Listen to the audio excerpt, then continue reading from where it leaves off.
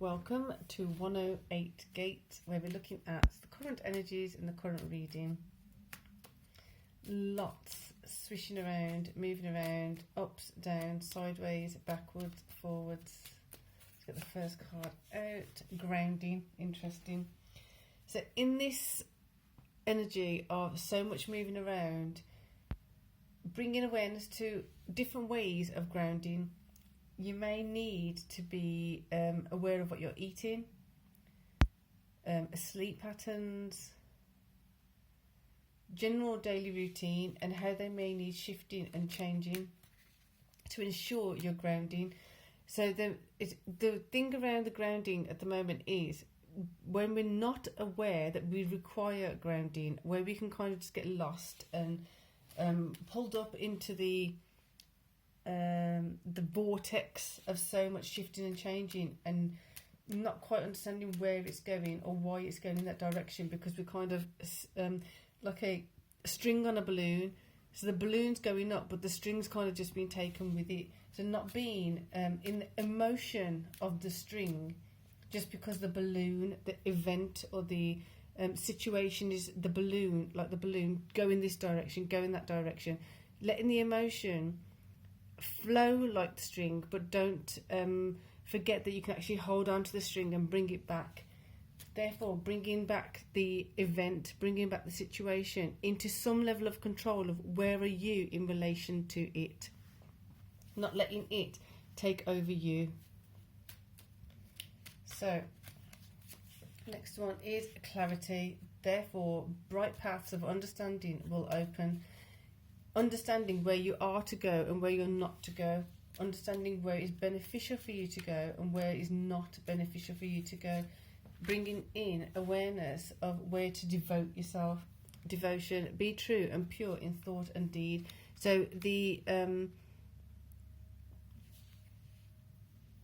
commitment to the grounding process isn't just about grounding in what is known as grounding, usually like go outside or do this or do that. It's in your day-to-day routine. I'm reiterating that again because it's really important on having a different perspective of grounding.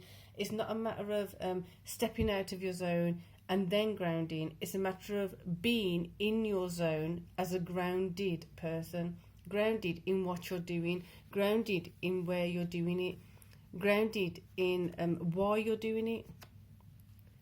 So we have a visiting deck, welcoming manga deck for a what's it called, guest appearance. Grounding, there you go.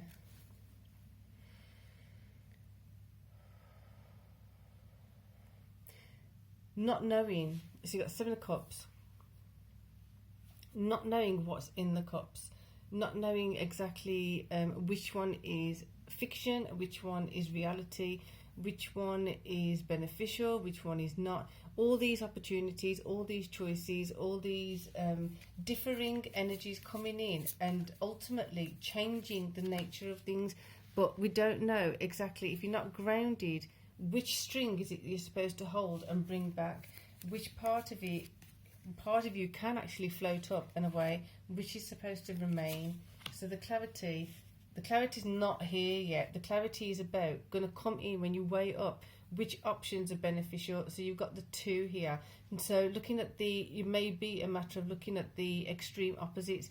So looking at where it was not so great, where it is great, and then finding that harmonious point in the middle, because it's not always about just throwing it all out. It's not always all or nothing kind of thing. It's finding that harmony, that compromise, that space in between where, yes, I know that is a priority and I have to do it, but I don't want to do it. How do you best find a way to continue to do it in a way that's not detrimental to self, in a way that's not stressful for self?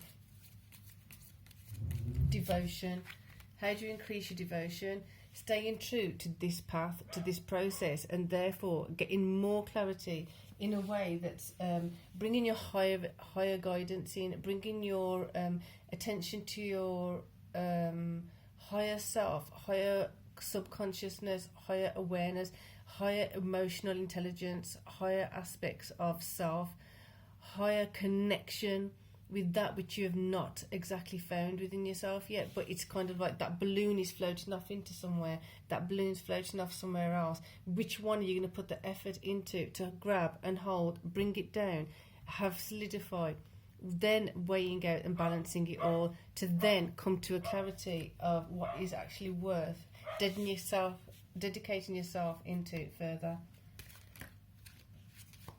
Right, so we're going to get one masculine and one feminine card, just to see how this can benefit the process. Wheel of Fortune. Keep that momentum going. Keep that momentum moving in the emotion. It may get stuck. It may be that you're holding one coin or one aspect more for longer than you should be, or you're letting go of something a little bit too soon. The pace, the timing is really important, and this is how the wheel is going to keep turning evenly. It's going to keep turning consecutively in a way that's a process as opposed to stopping and starting. Less jittery, more ease, more what's the word, consistently.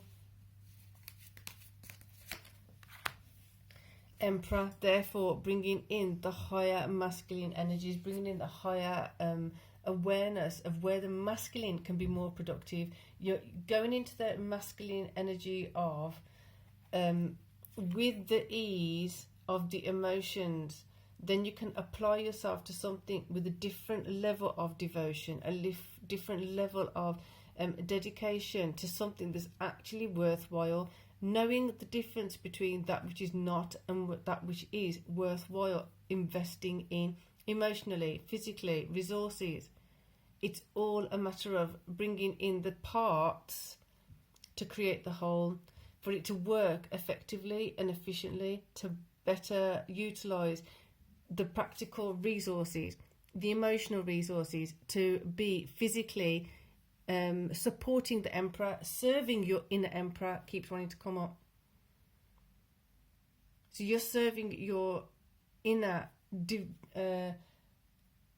divine masculine energies, letting go of distorted perceptions of things. Which is distorted, which is not distorted, which is divine, which is distorted. Let go of distorted, bring in more divine. Clarity of that. It may appear distorted, but it's actually divine. But somewhere along the lines, conditioning or thought patterns, things like that, have made it appear or look like it's something it's not. So if it was distorted, it may actually be divine, but because of the way that it's been manipulated, which makes sense with Uranus now going direct, you're going to start seeing something start solidifying, but the things you don't want it solidifying if it's not correct.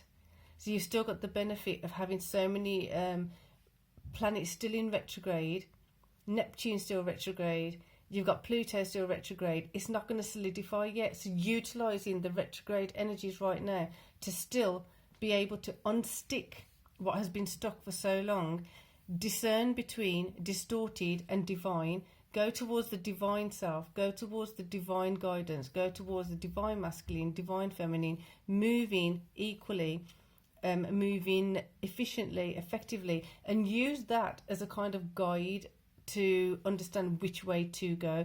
If it's moving with ease, doesn't necessarily mean it is what you're supposed to be doing. It may need a bit of a push, it may need a bit of effort, it may need devotion, but what is it you're devoting yourself to? Something of higher good or something not so high of value?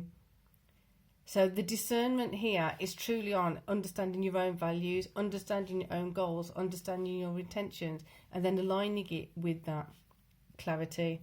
Ace of Swords, more aligned with self, more aligned with your own awareness of who you are, what you are wanting to be, and what your intentions are.